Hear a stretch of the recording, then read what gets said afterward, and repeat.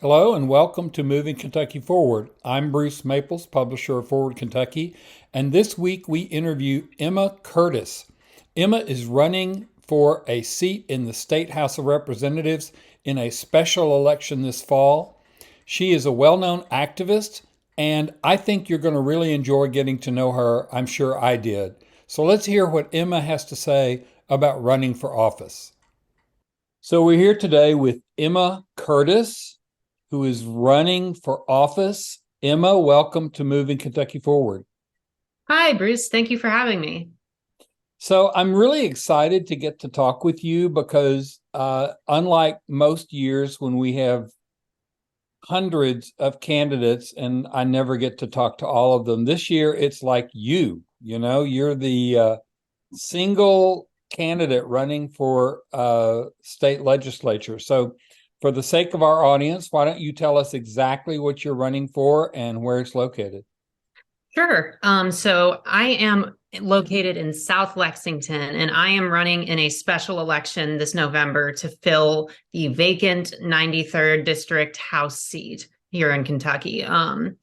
It is vacant because of, unfortunately, the passing of Representative Lamin Swann, who is somebody that I adored. I consider him a friend and a mentor, and I'm still very much processing that loss. Mm.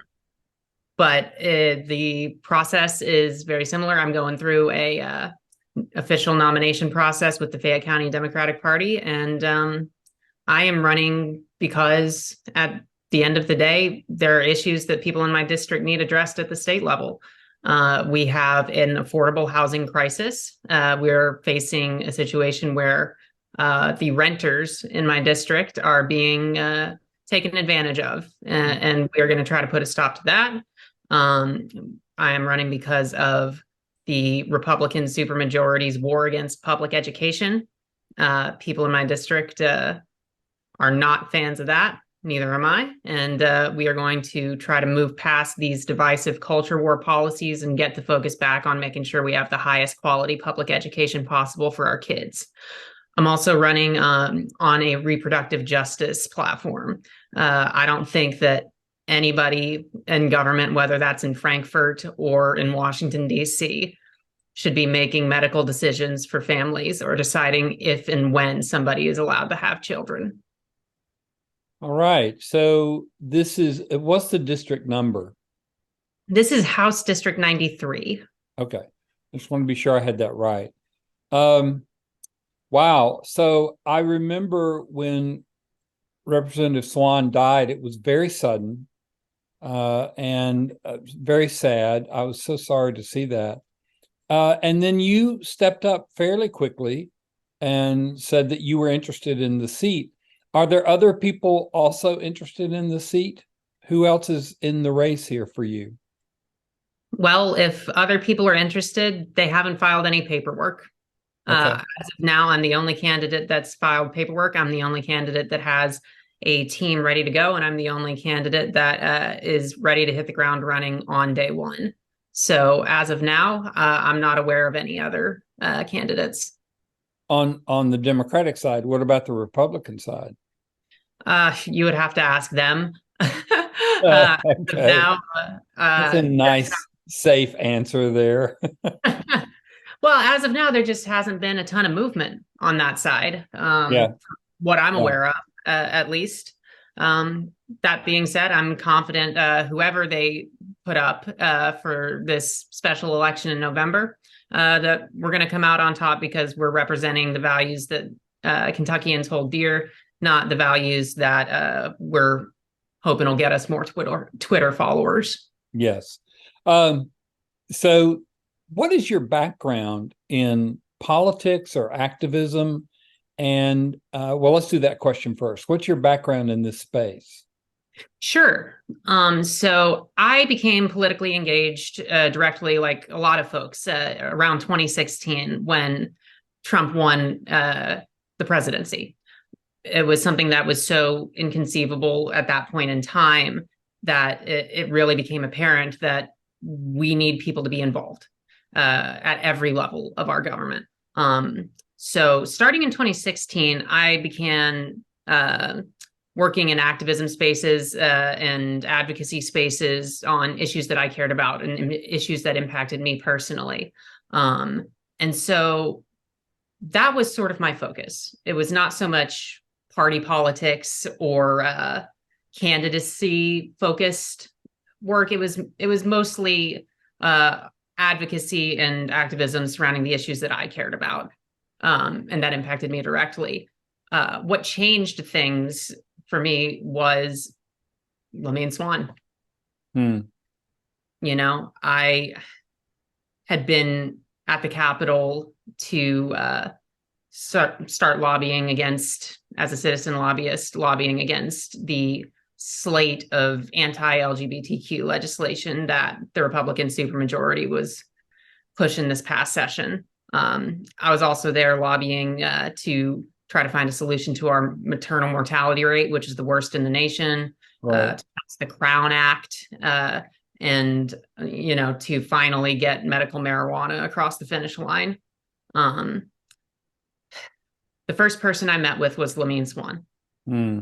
I was very, very lucky that he was the first person I met with, Mm-hmm. because normally in advocacy spaces and activism spaces, you go in prepared to convince somebody and explain something to them that they might not understand. And he immediately just understood. Mm-hmm. I didn't have to explain anything.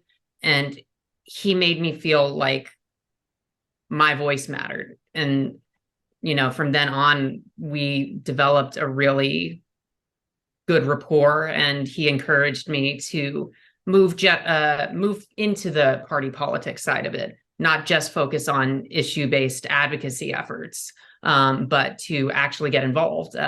He got me involved with the Young Democrats, where I'm now on the statewide exec board. Mm-hmm. I'm the vice president for recruitment and expansion, and I'm proud to say that we have been chartering groups left and right because people are upset about what they saw this past session, and young people especially want to get involved in a way that I've never seen before Mm-hmm. in my time in Kentucky politics. And yeah, my involvement with party politics has been very much specifically driven by Lamin's active encouragement. And if anybody who knew him, you'll know he was nothing if not persistent. Mm-hmm. So Yeah. his persistence to get me involved in party politics, and I'm not happy that we're in this position. I thought Lamin was going to hold this seat for a long time, but that being said, I think it's important that we make sure to carry on his legacy in this seat, and we elect somebody who is going to legislate the same way for other people, the way he did for me, by making sure that everyone who shows up to Frankfort to talk about an issue knows that they belong there, they are welcomed there, and their voice is desperately needed. I really enjoy that. I really enjoy hearing you say that, because I think that is a perspective that gets missed sometimes or left out.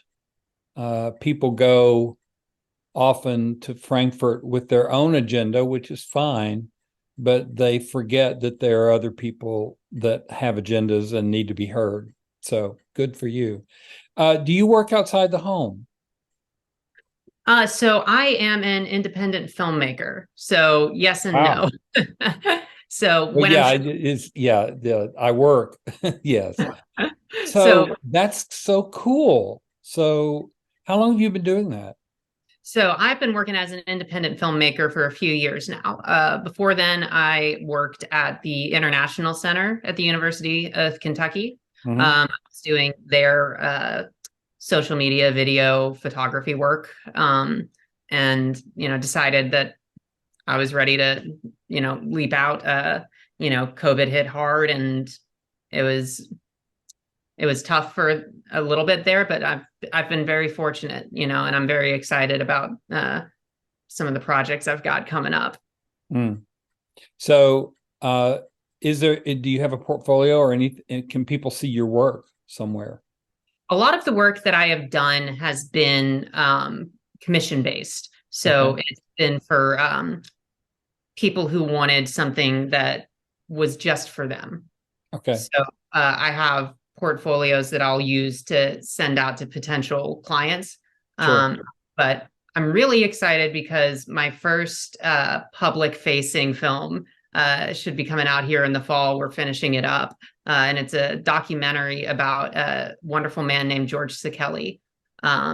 He is an artist here in Lexington and has a remarkable story where, we always hear about people who came to America as kids with their families fleeing persecution, with no money, not speaking the language. And I think that seems so foreign a concept to a lot of us, but he's living proof of that. Mm. And, his family did that. His parents were imprisoned in concentration camps during World War II.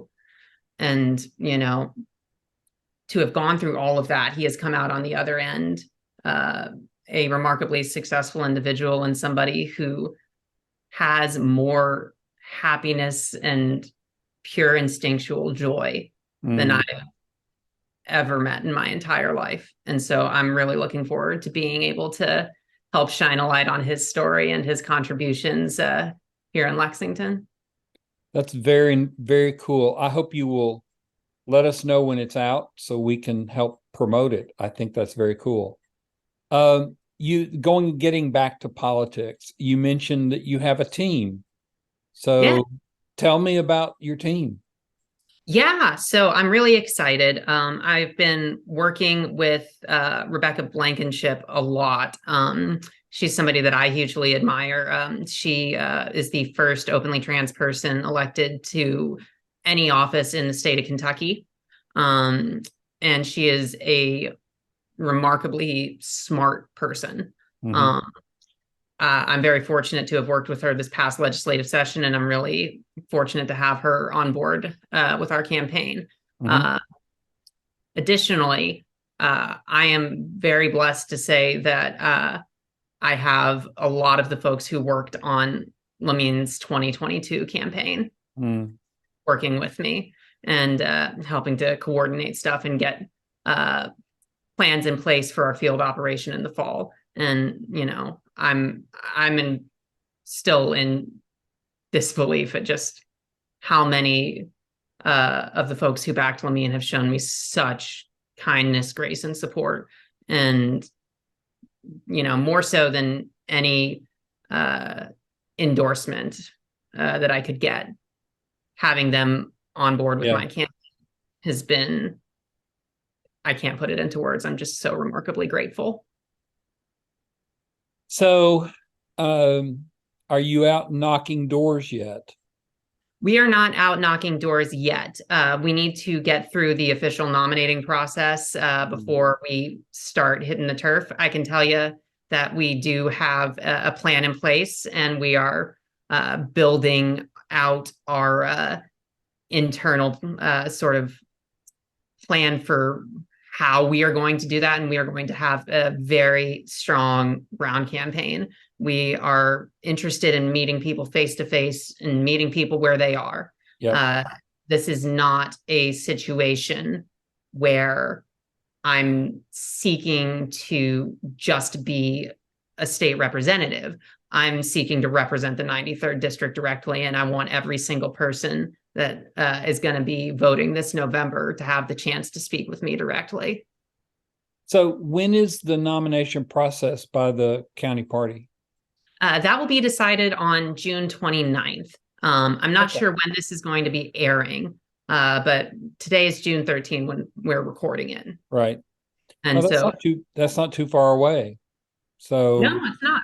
So you may be the official nominee fairly soon, and it'll be time to put on those comfortable shoes and get out there and start knocking those doors.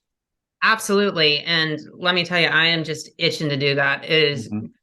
I'm so looking forward to being able to actually get out there. It is where my roots are. It is what I think enacts change is just talking to people face to face. So I'm looking forward to getting out there and meeting more voters from the 93rd face to face. I think there are some candidates who, if they're honest about it, don't really enjoy campaigning.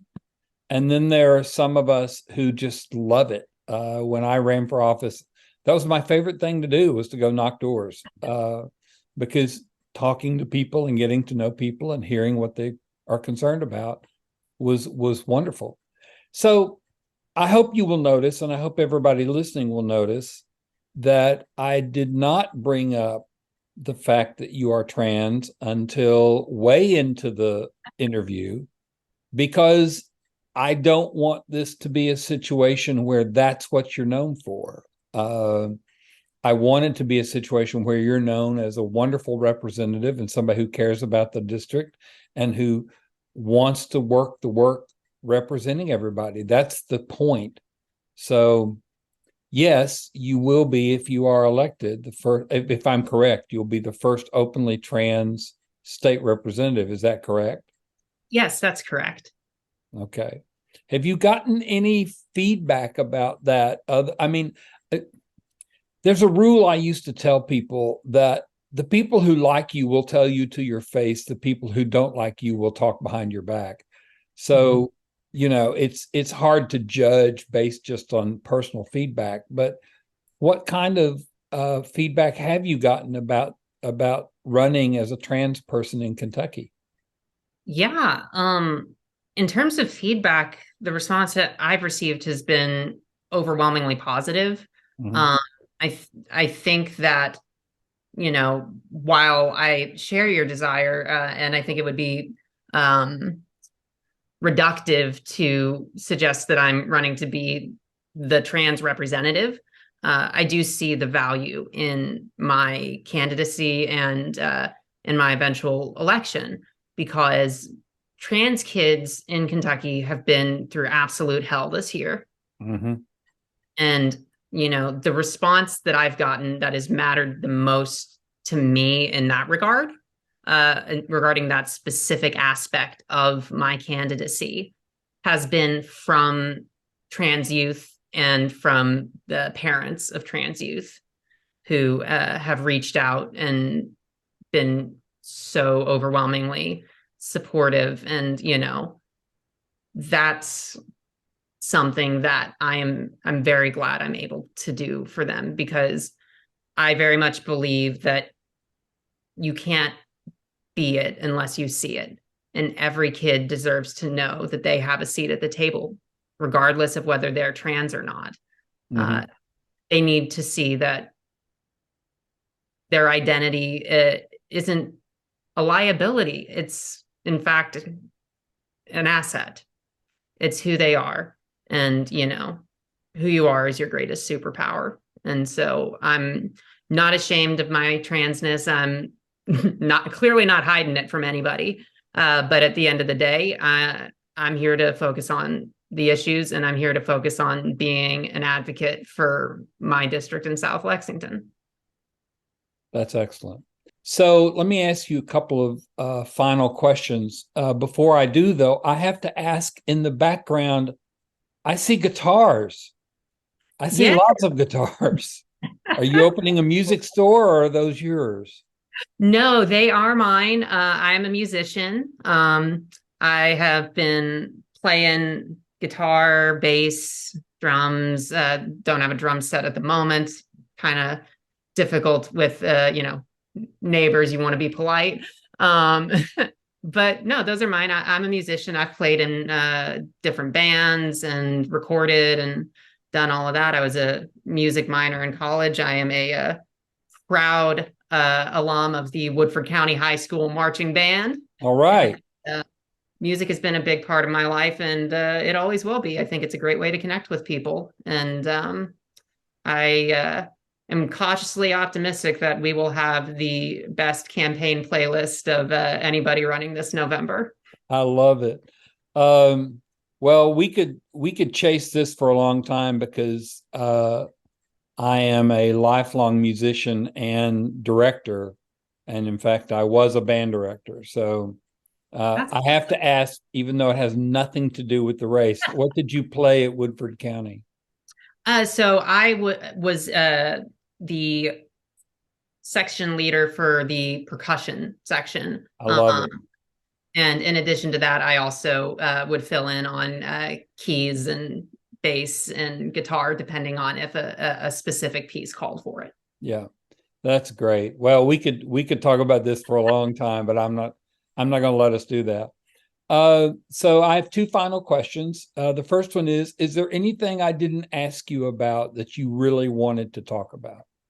Oh, how much time do you have? I'm here to talk extensively about affordable housing policy. I'm here to Mm, talk extensively about workers' rights. I am here to talk extensively about reproductive justice. I'm here to talk about racial justice. I'm here to talk about protecting our environment, creating an economy that works for all Kentuckians. I have a very extensive policy platform that we'll be releasing here shortly. And by the time this airs, I'm pretty confident it'll be out because that should be sometime in the next few days. But very specifically, let's talk a little bit about public education. mm, Um, right now, we are seeing a complete attack on our public education system from the Republican supermajority in the House. That is seen, basically they've declared war. This is part of their culture war stuff. They think it's popular and it's going to win them elections right. if they push the discriminatory policies that they know they cannot get passed for the general public in our public schools. I don't think our kids deserve to be used as political pawns like that.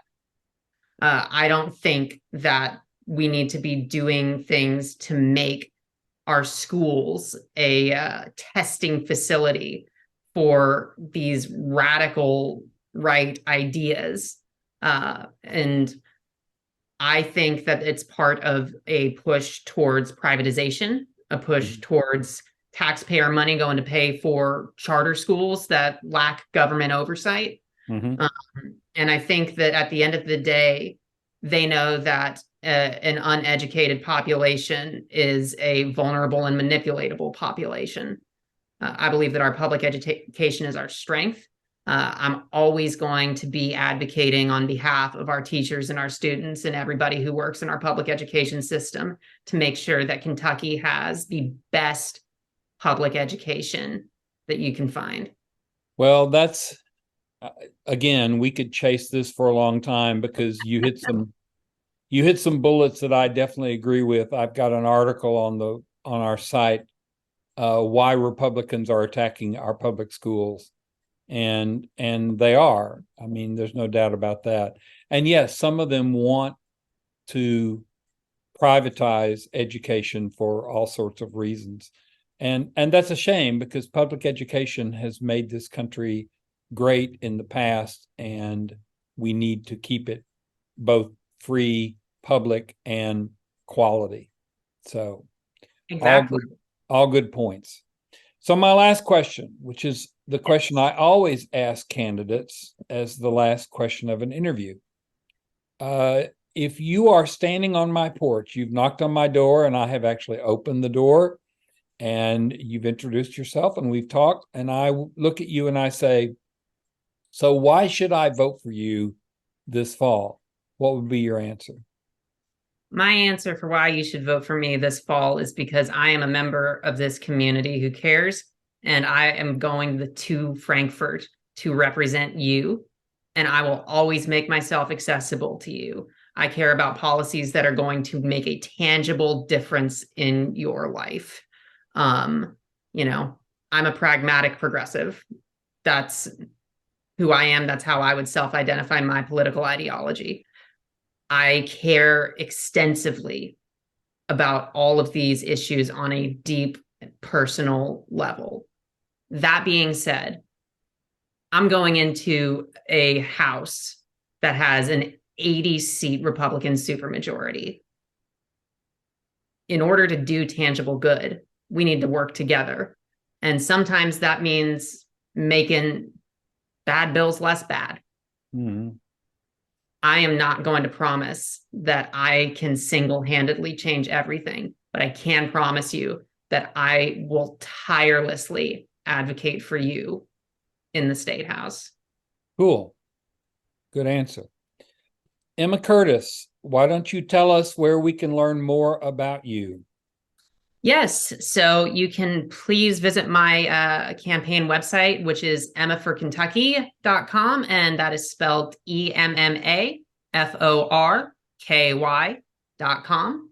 And that same spelling is our handle on Instagram, our handle on Twitter, our handle on TikTok, and on Facebook, you can find us at Emma Curtis for State Representative.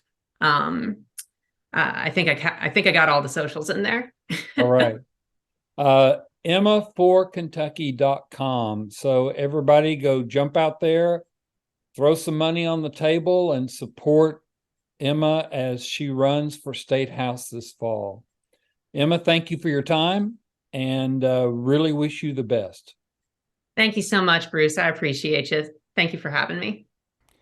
That was Emma Curtis, who's running for State House in the special election for District 93 in Lexington. I really was impressed with her on all sorts of levels. I think she's smart. I think she is well spoken. And especially, I think she knows what she's about and who she's representing and what the real issues are. I hope that Fayette County will choose her to run in that special election. I hope she's elected, and I think she will make a great representative. And in fact, I think that over the coming years, we will be hearing more from Emma Curtis. That's all for this week. Thanks for watching. Thanks for listening. And be sure and check out the website forwardky.com. Thanks.